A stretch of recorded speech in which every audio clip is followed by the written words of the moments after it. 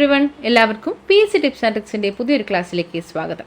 നമ്മൾ ഇന്ന് 10th സ്റ്റാൻഡേർഡിലെ സാമൂഹ്യശാസ്ത്രം 1 ഭാഗം 2 ഒരു അധ്യായമാണ്. അധ്യായം ഇതാണ്, ജനാധിപത്യം ഒരു ഇന്ത്യൻ അനുഭവം എന്ന അധ്യായമാണ്. ജനാധിപത്യം ഒരു ഇന്ത്യൻ അനുഭവം എന്ന 8ാമത്തെ ഈ ഒരു അധ്യായമാണ്. ജനാധിപത്യം എന്നത് ഒരു രാഷ്ട്രീയ വ്യവസ്ഥയാണ്, നമുക്കറിയാം. അതുപോലൊരു ജീവിത രീതി കൂടിയാണ് എന്ന് നമ്മൾ പഠിച്ചു. രാഷ്ട്രീയ വ്യവസ്ഥ എന്ന നിലയിലും അതുപോലെ സാമൂഹിക വ്യവസ്ഥ എന്ന നിലയിലും ജനാധിപത്യം പരീക്ഷിക്കപ്പെട്ട് വിജയിച്ചിട്ടുള്ള ഒരു രാജ്യമാണ് നമ്മുടെ ഇന്ത്യ, അല്ലേ? ഇന്ത്യൻ ജനാധിപത്യത്തിൻ്റെ ഉൽപ്പത്തിയും വ്യാപ്തിയും വികാസവും സങ്കീർണമായിട്ടുള്ള നിരവധി രാഷ്ട്രീയ സാമൂഹിക സംഭവ വികാസങ്ങളുടെയൊക്കെ ഫലമായിട്ട് ഉണ്ടായിട്ടുള്ളതാണ്. സ്വാതന്ത്ര്യപ്രാപ്തിക്ക് ശേഷം നമ്മുടെ ഇന്ത്യ അഭിമുഖീകരിക്കേണ്ടി വന്നിട്ടുള്ള ധാരാളം ഒട്ടനവധി പ്രശ്നങ്ങളെയും പ്രസ്ഥാനങ്ങളെയും ഒക്കെ ഇത് അഭിസംബോധന ചെയ്യുന്നുണ്ട്. അങ്ങനെ ജനാധിപത്യ ഇന്ത്യയെ രൂപപ്പെടുത്തിയിട്ടുള്ള രാഷ്ട്രീയ സാമൂഹിക പ്രസ്ഥാനങ്ങളെയും ജനാധിപത്യം നേരിട്ട വെല്ലുവിളികളെയും ആനുകാലിക വികാസ പരിണാമങ്ങളെയും കുറിച്ചൊക്കെയാണ് ഈ ഒരു അധ്യായത്തിൽ നമ്മൾ പഠിക്കാനായിട്ട് പോകുന്നത്. ഇവിടെ അധ്യായം തുടങ്ങുമ്പോൾ തന്നെ ആദ്യം നമുക്ക് തന്നിട്ടുള്ളത് പ്രശസ്ത എഴുത്തുകാരനായിട്ടുള്ള ഖുശ്വന്ത് സിംഗിന്റെ ട്രെയിൻ ടു പാകിസ്ഥാൻ എന്ന നോവലിൽ നിന്നുള്ള ഒരു ഭാഗമാണ്. ഖുശ്വന്ത് സിംഗിന്റെ പുസ്തകം അല്ലെങ്കിൽ നോവലാണ് ട്രെയിൻ ടു പാകിസ്ഥാൻ. അതിന്റെ ഒരു ഭാഗമാണ് തന്നിട്ടുള്ളത്. നമുക്കൊന്ന് വായിക്കാം. നൂറ്റാണ്ടുകളായി വടക്കു പടിഞ്ഞാറൻ അതിർത്തിയിൽ ജീവിച്ചിരുന്ന ലക്ഷക്കണക്കിന് ഹിന്ദുക്കളും സിഖുകാരും തങ്ങളുടെ വീടുകൾ ഉപേക്ഷിച്ച് സ്വയരക്ഷയ്ക്കായി സിഖ് ഹിന്ദു ഭൂരിപക്ഷമുള്ള കിഴക്കൻ പ്രദേശങ്ങളിലേക്ക് പലായനം ചെയ്തു. അവർ കാൽനടയായും കാളവണ്ടിയിലും ലോറികളിൽ തിക്കിത്തിരക്കിയും ട്രെയിനുകളുടെ വശങ്ങളിലും മേൽക്കൂരയിലും പറ്റിപ്പിടിച്ചും യാത്ര ചെയ്തു. പടിഞ്ഞാറുള്ള സുരക്ഷിതമായ പ്രദേശങ്ങളിലേക്ക് യാത്ര ചെയ്യുകയായിരുന്ന മുസ്ലിങ്ങളുമായി യാത്രക്കിടയിൽ കടവുകളിലും കവലകളിലും റെയിൽവേ സ്റ്റേഷനുകളിലും വെച്ച് അവർ ഏറ്റുമുട്ടി. കലാപം സർവനാശമായി പരിണമിച്ചു. 1947 വേനലോടുകൂടി പാകിസ്ഥാൻ എന്ന പുതിയ രാഷ്ട്രത്തിന്റെ രൂപീകരണം ഔദ്യോഗികമായി പ്രഖ്യാപിക്കപ്പെട്ടപ്പോൾ ഹിന്ദുക്കളും മുസ്ലിങ്ങളും സിഖുകാരും അടങ്ങുന്ന 10 ദശലക്ഷം വരുന്ന മനുഷ്യർ പലായനത്തിലായിരുന്നു. കാലവർഷം പൊട്ടിപ്പുറപ്പെട്ടപ്പോഴേക്കും അവരിൽ 1 ദശലക്ഷത്തോളം പേർ മരണമടഞ്ഞു. ഉത്തരേന്ത്യയാകെ ആയുധമേന്തി ഭീതിയിലും ഒളിവിലും മുങ്ങിക്കഴിഞ്ഞിരുന്നു. ഖുശ്വന്ത് സിംഗിന്റെ നോവലാണ് ട്രെയിൻ ടു പാകിസ്ഥാൻ. ഇത് ഓർത്തു വെക്കുക കേട്ടോ. അപ്പൊ ഇവിടെ എന്താണ് പരാമർശിച്ചിട്ടുള്ളത്? 1947 ഇന്ത്യ വിഭജനത്തെ തുടർന്നുണ്ടായ അഭയാർത്ഥി പ്രവാഹത്തെക്കുറിച്ചും ജീവിതാനുഭവങ്ങളെക്കുറിച്ചും അവർ അനുഭവിച്ച യാതനകളെക്കുറിച്ചും ഒക്കെയാണ് ഇവിടെ പരാമർശിച്ചിട്ടുള്ളത്. സ്വാതന്ത്ര്യാനന്തരം ഇന്ത്യ നേരിടേണ്ടി വന്ന വെല്ലുവിളികൾ ഏതൊക്കെയാണ് എന്നാണ് ഇവിടെ ചോദിച്ചിട്ടുള്ളത്.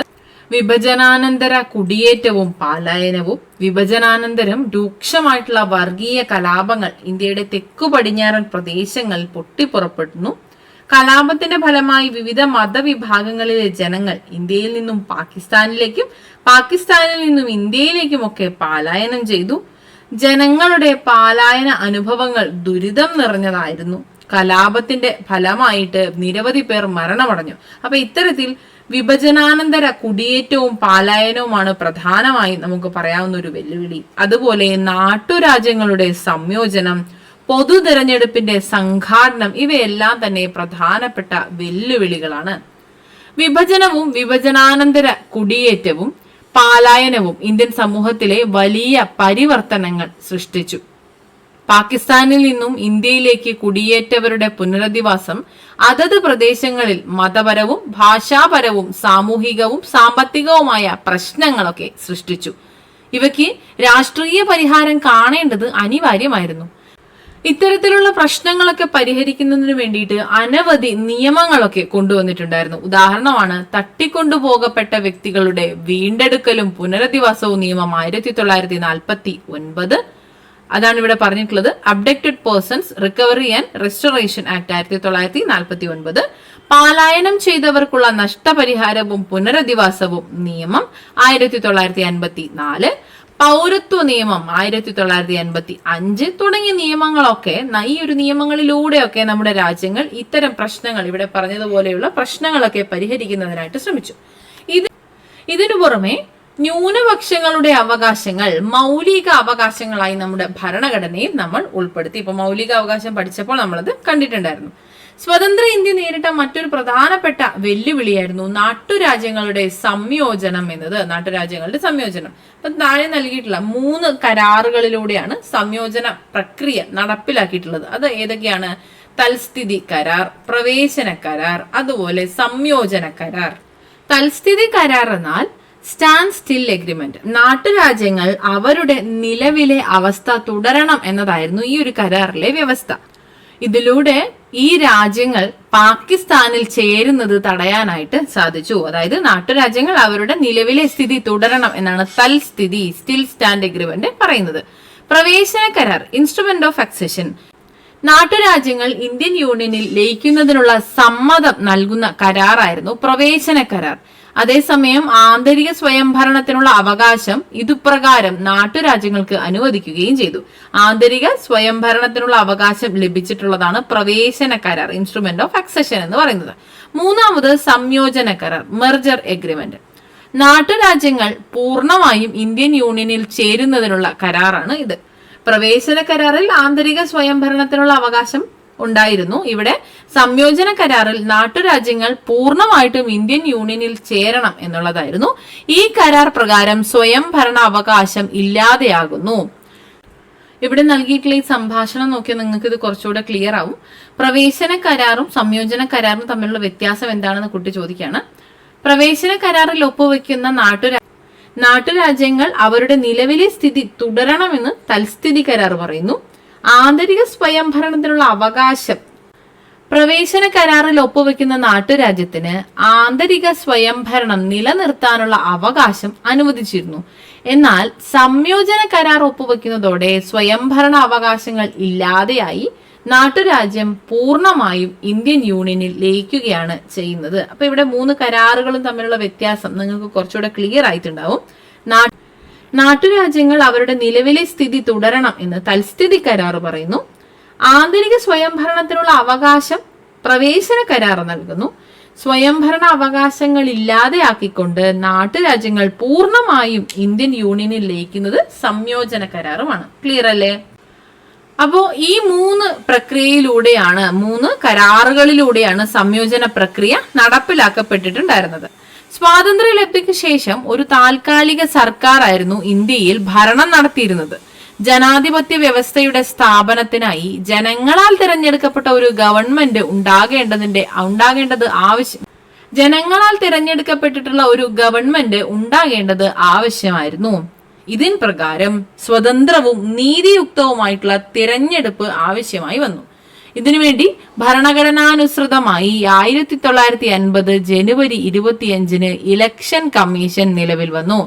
1951 ഒക്ടോബർ മുതൽ 1952 ഫെബ്രുവരി വരെയായിരുന്നു ആദ്യത്തെ പൊതു തിരഞ്ഞെടുപ്പ്. ഇലക്ഷൻ കമ്മീഷന്റെ ഡേറ്റ് ഒക്കെ നമ്മൾ കഴിഞ്ഞ ക്ലാസ്സിൽ പറഞ്ഞിട്ടുണ്ടായിരുന്നു, പഠിച്ചതാണ് അല്ലെ.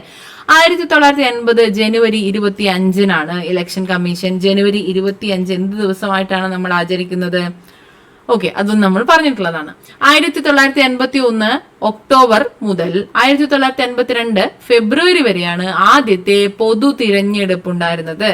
ഇന്ത്യയിലെ ആദ്യത്തെ പൊതു തിരഞ്ഞെടുപ്പിനെ കുറിച്ച് ഇവിടെ താഴെ നൽകിയിട്ടുള്ള ഹിന്ദുസ്ഥാൻ ടൈംസ് എന്ന പ്രമുഖ ഇംഗ്ലീഷ് ദിനപത്രത്തിൽ വന്ന നിരീക്ഷണമാണ് ഇവിടെ നൽകിയിട്ടുള്ളത്. ലോകത്തിലെ ഏറ്റവും വലിയ ജനാധിപത്യ തെരഞ്ഞെടുപ്പ് പരീക്ഷണം ഇന്ത്യൻ ജനത അങ്ങേയറ്റം പ്രശംസനീയമാം വിധം നിർവഹിച്ചത് സാർവത്രികമായി അംഗീകരിക്കപ്പെട്ടു. എന്തുകൊണ്ടാണ് ഇത്രയും പ്രശംസനീയമായ വിധം നമ്മുടെ ഒരു ഒരു തെരഞ്ഞെടുപ്പ് പ്രക്രിയയെ വിശേഷിപ്പിച്ചത്? നമുക്കറിയാവുന്നതുപോലെ വിശാലമായതും വൈവിധ്യങ്ങൾ നിറഞ്ഞതുമായിട്ടുള്ള ഇന്ത്യയാണ് നമ്മുടേത്. അപ്പൊ ഇന്ത്യയെ പോലെ വിശാലവും വൈവിധ്യങ്ങൾ നിറഞ്ഞതുമായിട്ടുള്ള ഒരു രാജ്യത്ത് സ്വതന്ത്രവും നീതിയുക്തവുമായിട്ടുള്ള ഒരു തിരഞ്ഞെടുപ്പ് നടത്തുക എന്നത് നിരവധി വെല്ലുവിളികൾ നിറഞ്ഞ ഒരു പ്രക്രിയയായിരുന്നു. എന്തൊക്കെയായിരുന്നു ആ വെല്ലുവിളി എന്ന് ചോദിച്ചാൽ, നിയോജക മണ്ഡലങ്ങളുടെ അതിർത്തി നിർണയിക്കണം. ഇന്ത്യയെ പോലെ വാസ്റ്റ് ആയിട്ടുള്ള ഒരു കൺട്രിയിൽ നിയോജക മണ്ഡലങ്ങളുടെ അതിർത്തി നിർണയിക്കുക, പ്രായപൂർത്തി വോട്ടവകാശത്തിന്റെ അടിസ്ഥാനത്തിൽ വോട്ടർ പട്ടിക തയ്യാറാക്കുക, വോട്ട് ചെയ്യേണ്ടതിന്റെ ആവശ്യകത നിരക്ഷരരായ ബഹുഭൂരിപക്ഷം ജനങ്ങളെ ബോധ്യപ്പെടുത്തുക, വേണ്ടത്ര തിരഞ്ഞെടുപ്പ് ഉദ്യോഗസ്ഥരെ കണ്ടെത്തി പരിശീലിപ്പിക്കുക, സുതാര്യവും നിഷ്പക്ഷവും നീതിപൂർവകവുമായിട്ടുള്ള തിരഞ്ഞെടുപ്പ് ഉറപ്പാക്കുക. ഇതെല്ലാം തന്നെ നമ്മുടെ ഇന്ത്യ നേരിടുന്ന വെല്ലുവിളികളായിരുന്നു അത്തരത്തിലൊരു തിരഞ്ഞെടുപ്പ് നടത്തുന്നതിന്. ഇത്തരത്തിലുള്ള നിരവധി വെല്ലുവിളികളെ അതിജീവിച്ചുകൊണ്ട് നടന്ന പൊതു തിരഞ്ഞെടുപ്പിന് ശേഷം ആദ്യ പ്രധാനമന്ത്രിയായി ജവഹർലാൽ നെഹ്റു സത്യപ്രതിജ്ഞ ചെയ്ത് അധികാരമേറ്റു. ഇതോടെ രാജ്യത്ത് ജനാധിപത്യ ഭരണക്രമത്തിന് തുടക്കമാവുകയാണ് ചെയ്തത്. ആദ്യ പൊതു തിരഞ്ഞെടുപ്പിൽ ഒരു രാഷ്ട്രീയ പാർട്ടിയിൽ ഭൂരിപക്ഷം ജനങ്ങളും വിശ്വാസം അർപ്പിച്ചത് ഏകകക്ഷി മേധാവിത്വത്തിന് തുടക്കം കുറിച്ചു. എന്താണ് ഏകകക്ഷി മേധാവിത്വം? ഒരു രാഷ്ട്രീയ പാർട്ടി തുടർച്ചയായി വലിയ ഭൂരിപക്ഷത്തിൽ തിരഞ്ഞെടുപ്പിൽ വിജയിച്ച് അധികാരം നിലനിർത്തുന്നതിനെയാണ് ഇന്ത്യയിൽ ഏകകക്ഷി മേധാവിത്വം എന്ന് പറയുന്നത്. ഒരു രാഷ്ട്രീയ പാർട്ടി തുടർച്ചയായിട്ട് വലിയ ഭൂരിപക്ഷത്തിൽ തിരഞ്ഞെടുപ്പിൽ വിജയിക്കുന്നു. അങ്ങനെ അധികാരം നിലനിർത്തുന്നതിനെ ഏകകക്ഷി മേധാവിത്വം എന്ന് പറയുന്നു. നമ്മുടെ ഇന്ത്യയിൽ ജനാധിപത്യ ക്രമത്തിനുള്ളിലാണ് ഏകകക്ഷി മേധാവിത്വം നിലനിന്നിരുന്നത്. അപ്പൊ ഇത്തരത്തിൽ ആദ്യ പൊതു തെരഞ്ഞെടുപ്പിൽ തന്നെ ഒരു രാഷ്ട്രീയ പാർട്ടിയിൽ ഭൂരിപക്ഷം ജനങ്ങളും വിശ്വാസം അർപ്പിക്കുകയും ഏകകക്ഷി മേധാവിത്വത്തിന് തുടക്കം കുറിക്കുകയും ചെയ്തു. അങ്ങനെ പിൽക്കാലത്ത് ഏകകക്ഷി മേധാവിത്വം ക്രമേണ ഇല്ലാതാകുകയും ബഹുകക്ഷി സമ്പ്രദായത്തിലേക്കും മുന്നണി സമ്പ്രദായത്തിലേക്കും ഇന്ത്യൻ രാഷ്ട്രീയം പരിവർത്തനം ചെയ്യപ്പെടുകയും ചെയ്തു. അപ്പൊ എന്താണ് ബഹുകക്ഷി സമ്പ്രദായം എന്നതും മുന്നണി സമ്പ്രദായം എന്നതും നമ്മൾ കഴിഞ്ഞ ഒരു ചാപ്റ്റർ പഠിച്ചപ്പോൾ പറഞ്ഞിട്ടുണ്ടായിരുന്നു. നമ്മുടെ ക്ലാസ് കൃത്യമായിട്ട് ഫോളോ ചെയ്യുന്ന കുട്ടികൾക്ക് ഇതൊക്കെ കണക്റ്റഡ് ആയിട്ട് മനസ്സിലാവുന്നുണ്ടാവുമെന്ന് വിശ്വസിക്കുകയാണ്. നമ്മളെ ടെലിഗ്രാമിൽ കൃത്യമായിട്ട് നമ്മൾ ചാപ്റ്റർ അപ്ഡേറ്റ് ചെയ്യാറുണ്ട്.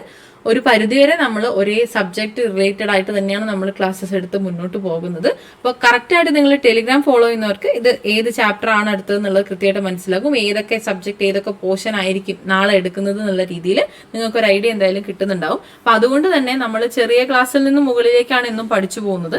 അപ്പൊ ഒരു ഓർഡറിൽ പോകുന്ന ഒരാൾക്ക് ഇത് മുന്നേ പഠിച്ച കാര്യങ്ങളായിട്ട് കണക്ട് ചെയ്ത് മുന്നോട്ട് പോകാനായിട്ട് പറ്റും. പെൻഡിങ് ആയിട്ടുള്ള കുട്ടികൾ ഒന്നുകൊണ്ട് പേടിക്കേണ്ട, നിങ്ങൾക്ക് ഒപ്പം എത്താനുള്ള സമയമുണ്ട്. അപ്പൊ അതുകൊണ്ട് ഒപ്പം എത്തി വരൂ കേട്ടോ. അപ്പൊ എന്തായാലും ക്ലാസ്സുകൾ നിങ്ങൾ ഓർഡറിൽ തന്നെ പഠിച്ചു പോകാനായിട്ട് ശ്രദ്ധിക്കുക. അപ്പൊ നിങ്ങൾക്ക് ഇതിന്റെ ഒരു കണ്ടിന്യൂറ്റി കിട്ടും. അപ്പൊ നിങ്ങൾക്ക് എന്തായാലും പഠിക്കാനായിട്ട് എളുപ്പം ഉണ്ടാവും. അപ്പൊ നമ്മൾ പറഞ്ഞതുപോലെ ആദ്യ പൊതു തെരഞ്ഞെടുപ്പിൽ എന്തായിരുന്നു? ഏകകക്ഷി മേധാവിത്വമായിരുന്നു. തുടർന്ന് പിന്നീട് അത് ഇല്ലാതെയാവുകയും ഏകകക്ഷി മേധാവിത്വം ക്രമേണ ഇല്ലാതെയാവുകയും ബഹുകക്ഷി സമ്പ്രദായത്തിലേക്കും അതുപോലെ മുന്നണി സമ്പ്രദായത്തിലേക്കും ഒക്കെ പരിവർത്തനം ചെയ്യപ്പെട്ടു. എങ്ങനെയാണ് അത്തരത്തിലൊരു പരിവർത്തനം സംഭവിച്ചത്? ആദ്യത്തെ തിരഞ്ഞെടുപ്പിൽ ഭൂരിപക്ഷം ലഭിച്ച് അധികാരത്തിലെത്തിയത് ആരാണ്? ഇന്ത്യൻ നാഷണൽ കോൺഗ്രസ് ആയിരുന്നു. ഇന്ത്യൻ നാഷണൽ കോൺഗ്രസിന്റെ നേതൃത്വത്തിലുള്ള ഗവൺമെന്റ് ആയിരുന്നു ആദ്യ പൊതു തിരഞ്ഞെടുപ്പിൽ ഏകകക്ഷി മേധാവിത്വത്തിന് തുടക്കം കുറിച്ചിട്ടുള്ള ആ ഒരു രാഷ്ട്രീയ പാർട്ടി എന്ന് പറയുന്നത്. തുടർന്ന് 1957 അതുപോലെ 62 തിരഞ്ഞെടുപ്പിൽ ഇന്ത്യൻ നാഷണൽ കോൺഗ്രസ് അവരുടെ ആ ഒരു മേധാവിത്വം നിലനിർത്തി. പിന്നീട് 1967 ആയപ്പോഴേക്കും അതൊന്ന് കുറഞ്ഞു. എങ്ങനെയാന്ന് വെച്ചാൽ അവരുടെ ദേശീയ തലത്തിലുള്ള മേധാവിത്വം അവർ നിലനിർത്തി എങ്കിൽ കൂടിയും സംസ്ഥാന തലങ്ങളിൽ അതിന് തിരിച്ചടി നേരിടേണ്ടതായിട്ട് വന്നു. സംസ്ഥാന തലങ്ങളിൽ കോൺഗ്രസ് മേധാവിത്വത്തിന് തിരിച്ചടി നേരിടുകയുണ്ടായി. എങ്കിൽ കൂടിയും ഇത്തരത്തിലൊരു തിരിച്ചടി നേരിട്ടു എങ്കിൽ കൂടിയും 1989 വരെ പൊതു തിരഞ്ഞെടുപ്പുകളിൽ ആ ഒരു മേധാവിത്വം ആ ഒരു മേൽക്കൈ കോൺഗ്രസ് പാർട്ടിക്ക് തന്നെയായിരുന്നു 1989 വരെ. ഏതാണ് 1977 മുതൽ 79 വരെ ഈ ഒരു ചെറിയ കാലയളവിലെ ജനതാ പാർട്ടി ഭരണം ഒഴിച്ചാൽ ആ ഒരു ഭരണകാലം ഒഴിച്ചാൽ ഒരു മേൽക്കൈ എന്ന് പറയുന്നത് കോൺഗ്രസ് പാർട്ടിക്ക് തന്നെയായിരുന്നു 89 വരെ. അപ്പൊ ഇവിടെ എന്താണ് സംഭവിച്ചത്? ഈ ഒരു ചെറിയ കാലഘട്ടത്തില് 1977 തിരഞ്ഞെടുപ്പില് കോൺഗ്രസ് പരാജയപ്പെട്ടു. ഈ കോൺഗ്രസ് പരാജയപ്പെടുകയും ജനതാ പാർട്ടിയുടെ നേതൃത്വത്തിലുള്ള സർക്കാർ അധികാരത്തിലെത്തുകയും ചെയ്തു. അതിനുശേഷം 2 തിരഞ്ഞെടുപ്പുകളിൽ 1980 84 കോൺഗ്രസിന് ഒറ്റയ്ക്ക് ഭൂരിപക്ഷം ലഭിച്ചു. എന്നാൽ 89 തിരഞ്ഞെടുപ്പോടുകൂടി ബഹുകക്ഷി സമ്പ്രദായത്തിൽ അധിഷ്ഠിതമായിട്ടുള്ള നമ്മുടെ ഒരു സിസ്റ്റം മുന്നണി രാഷ്ട്രീയത്തിലേക്ക് ഇന്ത്യൻ ജനാധിപത്യത്തെ കടത്തിവിടുകയാണ് ചെയ്തത്. ഈ ഒരു വർഷം 1989 വരെയും ജനതാ പാർട്ടി 1977-79 ഭരിച്ചു എന്നുള്ളതൊഴിച്ചാൽ 89 വരെയും കോൺഗ്രസ് പാർട്ടിക്ക് തന്നെയായിരുന്നു മേൽക്കൈ. പിന്നീട് തുടർന്ന് 1977 കോൺഗ്രസ് പരാജയപ്പെട്ടു എങ്കിലും ജനതാ പാർട്ടി അവിടെ സർക്കാർ രൂപീകരിക്കുകയും തുടർന്നുള്ള 2 തെരഞ്ഞെടുപ്പിൽ കോൺഗ്രസ് ഭൂരിപക്ഷം നേടി. എങ്കിൽ കൂടിയും 1989 തിരഞ്ഞെടുപ്പോടുകൂടി ബഹുകക്ഷി സമ്പ്രദായത്തിൽ അധിഷ്ഠിതമായ മുന്നണി രാഷ്ട്രീയത്തിലേക്ക് ഇന്ത്യൻ ജനാധിപത്യം കടന്നു വന്നു. പിന്നീട് 1989 ശേഷം ജനതാദൾ നേതൃത്വത്തിലുള്ള നാഷണൽ ഫ്രണ്ടും തുടർന്ന് 1991 മറ്റു രാഷ്ട്രീയ കക്ഷികളുടെ പിന്തുണയോടെ കോൺഗ്രസും അധികാരത്തിലെത്തി. ഇവിടെ പറഞ്ഞതുപോലെ 1989 തെരഞ്ഞെടുപ്പോടുകൂടി ബഹുകക്ഷി സമ്പ്രദായത്തിൽ അധിഷ്ഠിതമായിട്ടുള്ള ഒരു മുന്നണി രാഷ്ട്രീയത്തിലേക്ക് കടന്നു നമ്മൾ. 1989 ശേഷം ജനതാദൾ നേതൃത്വത്തിലുള്ള നാഷണൽ ഫ്രണ്ടും 1991 മറ്റു രാഷ്ട്രീയ കക്ഷികളുടെ പിന്തുണയോടെ കോൺഗ്രസും അധികാരത്തിലെത്തുകയാണ് ചെയ്തത്. പിന്നീട് 1996 തിരഞ്ഞെടുപ്പിനെ തുടർന്ന് ആദ്യം BJPയും പിന്നീട് വിവിധ കക്ഷികൾ ചേർന്ന ഐക്യമുന്നണിയും യുണൈറ്റഡ് ഫ്രണ്ടും സർക്കാർ രൂപീകരിച്ചു. 1998-99 വർഷങ്ങളിലെ തിരഞ്ഞെടുപ്പുകളിൽ BJP നേതൃത്വത്തിലുള്ള ദേശീയ ജനാധിപത്യ സഖ്യം നാഷണൽ ഡെമോക്രാറ്റിക് അലയൻസ് ആണ് അധികാരത്തിൽ വന്നിട്ടുണ്ടായിരുന്നത് 1998-99 വർഷങ്ങളിൽ. 2004-2009 ആയപ്പോഴേക്കും ഈ വർഷങ്ങളിൽ 2004-2009 വർഷങ്ങളിൽ കോൺഗ്രസ് നേതൃത്വത്തിലുള്ള ഐക്യ പുരോഗമന സഖ്യം യുണൈറ്റഡ് പ്രോഗ്രസീവ് അലയൻസ് അധികാരത്തിലെത്തി. പിന്നീട് 2014, 19, 24 വർഷങ്ങളിലെ തിരഞ്ഞെടുപ്പുകളിൽ തുടർച്ചയായി BJPയുടെ നേതൃത്വത്തിലുള്ള ദേശീയ ജനാധിപത്യ സഖ്യം വിജയിക്കുകയും അധികാരം നിലനിർത്തുകയും ചെയ്തു. അങ്ങനെ നമ്മുടെ ഇന്ത്യയിലെ മുന്നണി രാഷ്ട്രീയത്തിന്റെ ഒരു ചരിത്രം പരിശോധിച്ചാൽ പ്രധാനമായും ഇത്തരത്തിലാണ് നമ്മുടെ സർക്കാരുകൾ രൂപപ്പെട്ടിട്ടുള്ളത്. ഏതൊക്കെയാണ്? തിരഞ്ഞെടുപ്പിന് മുൻപേ തന്നെ ഒരു പൊതു മിനിമം പരിപാടിയുടെ അടിസ്ഥാനത്തിൽ മുന്നണിയായി മത്സരിക്കുന്നതിന് രാഷ്ട്രീയ പാർട്ടികൾ തമ്മിൽ ധാരണയുണ്ടാക്കുക. 2, തിരഞ്ഞെടുപ്പിന് ശേഷം മുന്നണി രൂപീകരിച്ച് ഗവൺമെന്റ് ഉണ്ടാക്കുക. 3, ലോകസഭയിൽ ഭൂരിപക്ഷം ഇല്ലാത്ത ഗവൺമെന്റിന് പുറത്തുനിന്ന് പിന്തുണ നൽകുക. അപ്പൊ ഇവിടെ നമ്മൾ പഠിച്ചത് നമ്മുടെ ഇന്ത്യയിലെ ആദ്യത്തെ പൊതു തെരഞ്ഞെടുപ്പിന് ശേഷം വന്ന ആദ്യ ഗവൺമെന്റ് മുതൽ ഇപ്പോൾ നിലവിലുള്ളതുവരെയുള്ള ഗവൺമെന്റുകളുടെയും അധികാരത്തിൽ വന്ന രാഷ്ട്രീയ പാർട്ടികളുടെയും മുന്നണികളുടെയും ഒക്കെ വിവരങ്ങളാണ്. അപ്പൊ ഇവിടെ നിന്ന് നമുക്കത് മനസ്സിലായി. ഇനി അടിയന്തരാവസ്ഥ. ഇന്ത്യൻ ജനാധിപത്യത്തിലെ പ്രതിസന്ധി ഘട്ടമായിരുന്നു അടിയന്തരാവസ്ഥ എന്ന് പറയുന്നത്. നമ്മൾ കേട്ടിട്ടുണ്ടാവും, അടിയന്തരാവസ്ഥ പ്രഖ്യാപിച്ചു. അടിയന്തരാവസ്ഥയെ കുറിച്ചൊക്കെ നമ്മൾ ക്വസ്റ്റ്യൻ പേപ്പറിൽ നിന്നും അല്ലാതെയും ഒക്കെ ധാരാളം നമ്മൾ കേട്ടിട്ടുണ്ടാവും. അടിയന്തരാവസ്ഥയുമായി ബന്ധപ്പെട്ടിട്ടുള്ള വാർത്തകൾ നിറഞ്ഞൊരു കൊളാഷാണ് ഇവിടെ നൽകിയിട്ടുള്ളത്. ഇന്ത്യൻ ജനാധിപത്യം അഭിമുഖീകരിച്ചിട്ടുള്ള ഒരു പ്രധാനപ്പെട്ട പ്രതിസന്ധിയായിരുന്നു അടിയന്തരാവസ്ഥ എന്ന് പറയുന്നത്. ഏത് വർഷമാണ്, അവയുടെ വിശദാംശമാണ് ഇനി നമ്മൾ പഠിക്കുന്നത്. 1975 ജൂൺ 25 1975 ജൂൺ 25 രാജ്യത്ത് ആഭ്യന്തര അടിയന്തരാവസ്ഥ പ്രഖ്യാപിക്കപ്പെട്ടിട്ടുള്ളത്. നമ്മൾ പഠിക്കുന്ന സമയത്ത് എമർജൻസി, അടിയന്തരാവസ്ഥ എന്നതിന്റെ പ്രാധാന്യം മനസ്സിലാക്കിയിട്ടുള്ളതാണ്. അവ എന്തൊക്കെയാണ്, ഏതൊക്കെ തരത്തിലാണ്, ഏതെല്ലാം അനുച്ഛേദങ്ങൾ ഉൾപ്പെടുന്നു എന്നൊക്കെ നമ്മൾ പഠിക്കേണ്ടതുണ്ട്. അടിയന്തരാവസ്ഥ പ്രഖ്യാപിക്കുന്ന സമയത്തെ സാഹചര്യങ്ങളും മറ്റു വിവരങ്ങളും ഒക്കെ അവ പഠിക്കുന്ന സമയത്ത് നമ്മൾ പഠിക്കുന്നതാണ്. അപ്പോൾ ഇത്തരത്തിൽ ആഭ്യന്തര അടിയന്തരാവസ്ഥ പ്രഖ്യാപിക്കപ്പെടുമ്പോൾ മൗലിക അവകാശങ്ങളുടെ മരവിപ്പിക്കൽ, പത്രസ്വാതന്ത്ര്യം നിഷേധിക്കൽ തുടങ്ങിയ ജനാധിപത്യാവകാശ ലംഘനങ്ങൾ അടിയന്തരാവസ്ഥയുടെ ഭാഗമായിട്ട് നടപ്പിലാക്കപ്പെടും. ഇവിടെ അത് നടപ്പിലാക്കപ്പെട്ടു. ഇത്തരത്തിൽ ഒരു സാഹചര്യം, അടിയന്തരാവസ്ഥ എന്നത് പ്രഖ്യാപിക്കപ്പെടുന്നത് നമ്മുടെ ഇന്ത്യയിൽ അത്തരത്തിലൊരു സാഹചര്യം പ്രഖ്യാപിക്കപ്പെട്ടതിന്റെ പശ്ചാത്തലം എന്തായിരുന്നു എന്നാണ് ഇനി ഇവിടെ പറയുന്നത്. രാജ്യത്തിന്റെ വിവിധ ഭാഗങ്ങളിൽ കേന്ദ്ര സർക്കാരിനെതിരായി ഉയർന്നു വന്ന പ്രക്ഷോഭങ്ങളായിരുന്നു പ്രധാനപ്പെട്ട ഒരു കാരണം. നമ്മുടെ രാജ്യത്തെ വിവിധ ഭാഗങ്ങളിലായിട്ട് കേന്ദ്ര സർക്കാരിനെതിരെ ഉയർന്നു വന്ന പ്രക്ഷോഭങ്ങൾ കാരണമായി ഒന്നാമത് ഇന്ത്യയിൽ നിലവിലുണ്ടായിരുന്ന രാഷ്ട്രീയ സാഹചര്യങ്ങളും പ്രക്ഷോഭങ്ങളും അടിയന്തരാവസ്ഥയുടെ പ്രഖ്യാപനത്തിന് പശ്ചാത്തലം ഒരുക്കുകയാണ് ചെയ്തത്. ഗുജറാത്തിൽ മൊറാർജി ദേശായിയുടെ നേതൃത്വത്തിൽ നടന്ന പ്രക്ഷോഭം സംസ്ഥാന സർക്കാരിനെ പിരിച്ചുവിടുന്നതിലേക്ക് നയിക്കുകയും ചെയ്തു.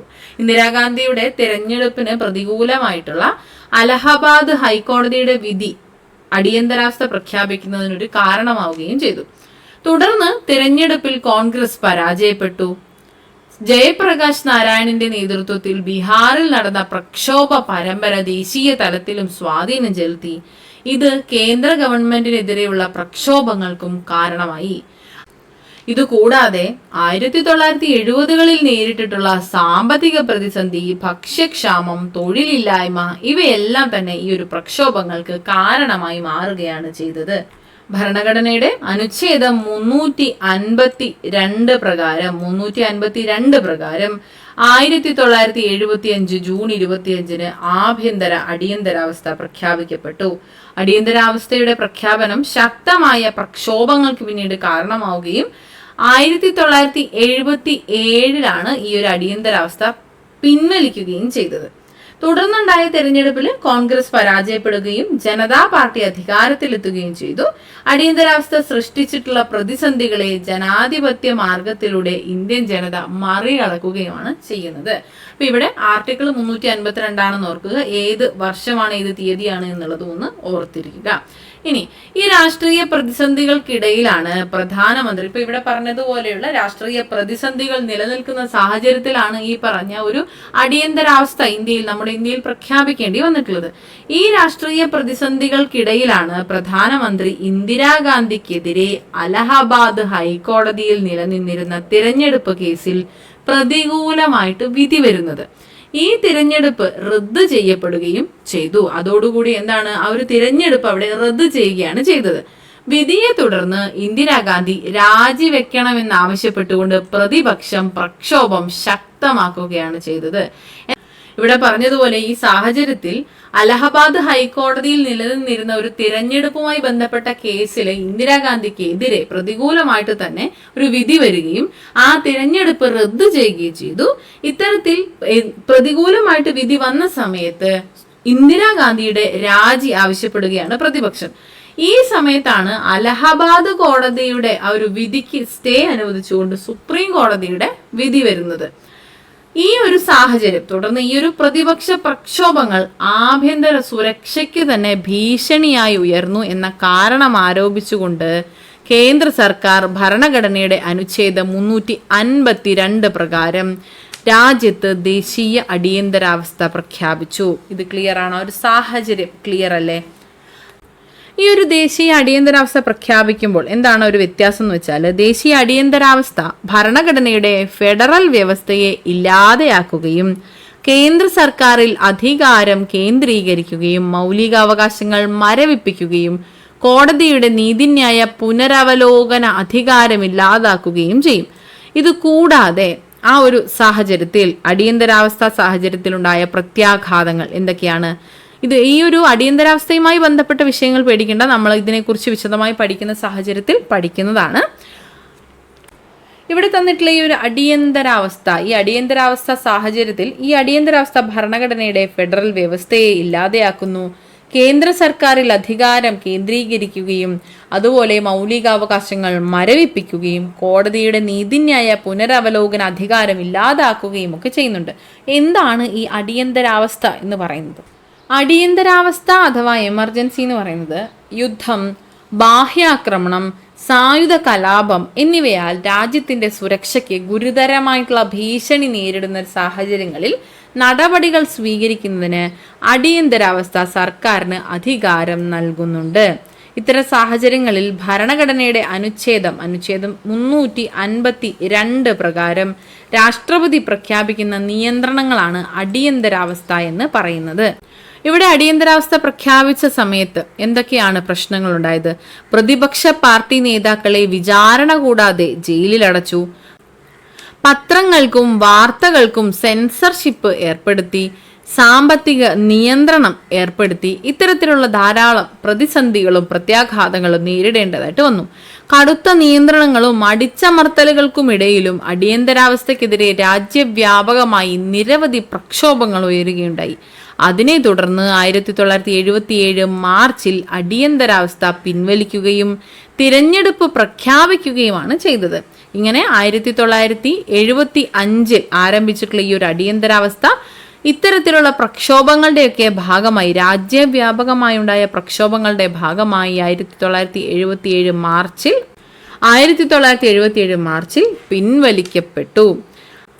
അങ്ങനെ അടിയന്തരാവസ്ഥയ്ക്ക് ശേഷം ആ ഒരു തിരഞ്ഞെടുപ്പ് നടത്തുകയും അതിൽ കോൺഗ്രസ് പാർട്ടി പരാജയപ്പെടുകയും ജനതാ പാർട്ടിയുടെ നേതൃത്വത്തിൽ ഗവൺമെന്റ് രൂപീകരിക്കുകയും ചെയ്തു.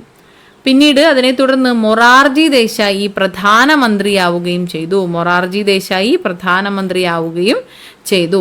അടിയന്തരാവസ്ഥ കാലത്തുണ്ടായ സംഭവ വികാസങ്ങൾ ജനാധിപത്യം സംരക്ഷിക്കുന്നതിൽ പൗരസമൂഹത്തിന്റെ ജാഗ്രത, മാധ്യമങ്ങളുടെ ഇടപെടൽ, പൗരാവകാശങ്ങൾ എന്നിവയുടെ പ്രാധാന്യം വ്യക്തമാക്കുകയാണ് ചെയ്യുന്നത്. എന്താണ്? അപ്പൊ ഇതൊക്കെയാണ് അടിയന്തരാവസ്ഥയുമായി ബന്ധപ്പെട്ട വിവരങ്ങൾ. അപ്പൊ അടിയന്തരാവസ്ഥയുമായി ബന്ധപ്പെട്ട് കൂടുതൽ കാര്യങ്ങൾ നോക്കുമ്പോൾ ഇന്ത്യൻ ഭരണഘടനയുടെ ഏത് ഭാഗത്താണ് അടിയന്തരാവസ്ഥയെ കുറിച്ച് പരാമർശിക്കുന്നത്? ഭാഗം 18ലാണ്. ഭാഗം 18. ഇത് ആരോ പറഞ്ഞു കേട്ടൊരു കോഡുണ്ട്. 18 അടവും പ്രയോഗിക്കുന്ന ഒരു ഇടമാണ് അടിയന്തരാവസ്ഥ കാലഘട്ടത്തിന്റെ ഇതെന്ന് പറഞ്ഞു കേട്ടിട്ടുണ്ട്. അപ്പൊ ഭാഗം 18 ഇന്ത്യൻ ഭരണഘടനയുടെ ഏത് ഭാഗമാണ് അടിയന്തരാവസ്ഥയെ കുറിച്ച് പ്രതിപാദിക്കുന്നത്? ഭാഗം 18 അടിയന്തരാവസ്ഥയെ കുറിച്ച് പ്രതിപാദിക്കുന്ന അനുച്ഛേദങ്ങൾ ഏതൊക്കെയാണ്? നമ്മളിപ്പോ പഠിച്ചത് അനുച്ഛേദം 352 352. ഏതൊക്കെ അനുച്ഛേദങ്ങളാണ്? 352 മുതൽ 360 വരെയാണ്. 360 ഭരണഘടനയുടെ അടിയന്തരാവസ്ഥയെ കുറിച്ച് പ്രതിപാദിക്കുന്ന അനുച്ഛേദങ്ങൾ. അടിയന്തരാവസ്ഥ എന്ന ആശയം ഇന്ത്യ കടമെടുത്തിട്ടുള്ളത് നമ്മൾ നേരത്തെ പഠിച്ചിട്ടുള്ള ഗവൺമെന്റ് ഓഫ് ഇന്ത്യ ആക്ട് 1935 നിന്നാണ്. ഗവൺമെന്റ് ഓഫ് ഇന്ത്യ ആക്ട് 1935 നിന്നാണ് അടിയന്തരാവസ്ഥ എന്ന ആശയം ഇന്ത്യ കടമെടുത്തിട്ടുള്ളത്. അതുപോലെ നമ്മളിപ്പോ പറഞ്ഞു അടിയന്തരാവസ്ഥ പ്രഖ്യാപിക്കുമ്പോൾ മൗലിക അവകാശങ്ങളൊക്കെ മരവിപ്പിക്കുന്നു, മൗലിക അവകാശങ്ങൾ റദ്ദു ചെയ്യപ്പെടണം. ഇത്തരത്തിലുള്ള ഈ ഒരു ആശയം ഇന്ത്യ കടമെടുത്തിട്ടുള്ളത് ജർമ്മനിയിൽ നിന്നാണ് കേട്ടോ. ജർമ്മനിയിൽ നിന്നാണ്. ജർമ്മനി. ഓക്കെ. ഇന്ത്യൻ ഭരണഘടനയിലെ പൊതുവെ 3 തരത്തിലുള്ള അടിയന്തരാവസ്ഥയാണ് ഉള്ളത്. 1 ദേശീയ അടിയന്തരാവസ്ഥ, 2 സംസ്ഥാന അടിയന്തരാവസ്ഥ, 3 സാമ്പത്തിക അടിയന്തരാവസ്ഥ. അടിയന്തരാവസ്ഥ പ്രഖ്യാപിക്കുന്നത് ആരാണ്? അടിയന്തരാവസ്ഥ പ്രഖ്യാപിക്കുന്നത് രാഷ്ട്രപതിയാണ്. അടിയന്തരാവസ്ഥ പ്രഖ്യാപിക്കുന്നതിനുള്ള അധികാരം നിക്ഷിപ്തമായിരിക്കുന്നത് പ്രസിഡന്റിലാണ്, രാഷ്ട്രപതിയിലാണ്. അടിയന്തരാവസ്ഥ പ്രഖ്യാപിക്കുമ്പോൾ എന്ത് സംഭവിക്കുന്നു? കേന്ദ്രം കൂടുതൽ ശക്തമാവുകയും സംസ്ഥാനങ്ങൾ പൂർണ്ണമായും കേന്ദ്രത്തിന് കീഴിലാവുകയും ചെയ്യുന്നു. ദേശീയ അടിയന്തരാവസ്ഥ ആർട്ടിക്കിൾ 352 നമ്മളിപ്പോ പറഞ്ഞതാണ്. ഭരണഘടനാ പ്രകാരം 3 സാഹചര്യങ്ങൾ കൊണ്ടാണ് ഈ ഒരു ദേശീയ അടിയന്തരാവസ്ഥ പ്രഖ്യാപിക്കുന്നത്. ഒന്നെങ്കിൽ യുദ്ധം, അല്ലെങ്കിൽ എക്സ്റ്റേണൽ അഗ്രഷൻ, രാജ്യത്തിന് പുറത്തു നിന്നുള്ള കടന്നുകയറ്റം, അതും അല്ലെങ്കിൽ ആംഡ് റിബല്യൻ, സായുധ വിപ്ലവം. ഈ 3 സാഹചര്യങ്ങൾ കൊണ്ടാണ് ദേശീയ അടിയന്തരാവസ്ഥ പ്രഖ്യാപിക്കുന്നത്. ആർട്ടിക്കിൾ 352.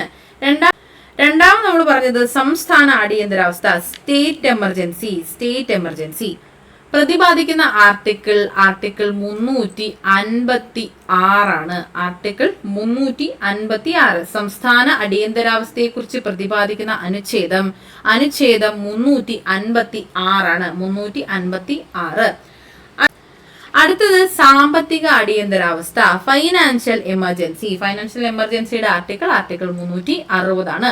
ഈ ആർട്ടിക്കിളുകൾ നിർബന്ധമായും നമ്മൾ അറിഞ്ഞിരിക്കേണ്ടതാണ്. ഇവയുടെ ഗ്യാപ്പ്, നാഷണൽ എമർജൻസിയാണ് ഒന്നാമത്തേത്, രണ്ടാമത് സ്റ്റേറ്റ് എമർജൻസി, മൂന്നാമത് ഫിനാൻഷ്യൽ എമർജൻസി.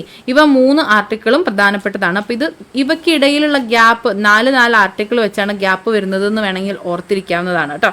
അപ്പൊ ഇതെല്ലാമാണ് അടിയന്തരാവസ്ഥയുമായി ബന്ധപ്പെട്ടുള്ള അടിസ്ഥാന വിവരങ്ങൾ എന്ന് പറയുന്നത്. അടിയന്തരാവസ്ഥയെ കുറിച്ച് നമ്മൾ വിശദമായിട്ട് പഠിക്കുന്നതായിരിക്കും. നമ്മൾ ക്ലാസ്സുകൾ ആദ്യമായിട്ട് കാണുന്ന കുട്ടികളാണെങ്കിൽ നമ്മൾ ഈ ഒരു ചാനലിലൂടെ നമ്മൾ പ്രധാനപ്പെട്ട PSC എക്സാംസിന് വേണ്ട ക്ലാസ്സസ് സിലബസ് പ്രകാരം തന്നെ നൽകുന്നതാണ്. കൃത്യമായിട്ടുള്ള ക്ലാസ്സസ് എങ്ങനെയൊക്കെയാണ് എന്നുള്ളത് ടെലിഗ്രാം ചാനലിലൂടെ നമ്മുടെ ടെലിഗ്രാം ചാനലിലൂടെ ക്ലാസ്സസിന്റെ ഡീറ്റെയിൽസ്, ഏതെല്ലാം ടൈമിൽ ഏതെല്ലാം ക്ലാസ്സസ് ആണ് ഡെയിലി അപ്ലോഡ് ചെയ്യുന്നത് എന്നുള്ള വിശദമായ വിവരങ്ങൾ ടൈം ടേബിൾ സഹിതം നമ്മൾ ചാനലിൽ കൊടുക്കാറുണ്ട്. അപ്പോൾ ചാനലിൽ ജോയിൻ ചെയ്തിട്ടില്ലാത്തവർ ചാനലിൽ ജോയിൻ ചെയ്യുക. ക്ലാസ്സസ് കൃത്യമായ രീതിയിൽ അപ്ലോഡ് ചെയ്ത് പോകുന്നത് കൊണ്ട് തന്നെ ഇൻ കേസ് എന്തെങ്കിലും എമർജൻസി കാര്യങ്ങൾ വരികയാണെന്നുണ്ടെങ്കിൽ നമ്മൾ അതും ചാനലിൽ കൂടെ തന്നെ നിങ്ങളെ അറിയിക്കുന്നതായിരിക്കും. അപ്പോൾ നിങ്ങൾക്ക് കൃത്യമായ രീതിയിൽ പഠിച്ച് മുന്നോട്ട് പോകാനായിട്ട് പറ്റും. ഈ ഒരു ഓക്കെ. അപ്പൊ അത് മാത്രമല്ല, നമ്മുടെ ആപ്പ് ത്രൂ നമ്മളിപ്പോൾ ഹോട്ട് ടോപ്പിക്സിന്റെ ബുക്ക് കൊടുക്കുന്നുണ്ട്. ഈ ബുക്കിൽ നമ്മൾ പ്രധാനപ്പെട്ടുള്ള ഹോട്ട് ടോപ്പിക്സ് അവയുടെ ഓഡിയോ നോട്ട് ഉൾപ്പെടെയാണ് കൊടുക്കുന്നത്.